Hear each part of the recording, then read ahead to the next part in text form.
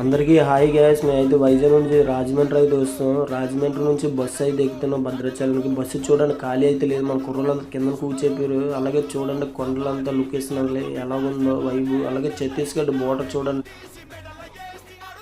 అలాగే మా రూమ్కి అయితే వస్తాం గ్యాస్. రూమ్లో చూడండి కుర్రలందరూ ఈ విధంగా పడుకున్నారు రెస్ట్. అలాగే చూడండి బండికి అయితే లోడ్ అయితే వేస్తాం మెస్సలు. అలాగే చూడండి వర్క్ ప్లేస్ కూడా వస్తాం గ్యాస్. వర్క్ అయితే ఇక్కడ ఈ విధంగా చేయాలి. అలాగే సాయంత్రం రూమ్లో చూడండి కుర్రలు ఏ విధంగా సరదలాడుకున్నారు.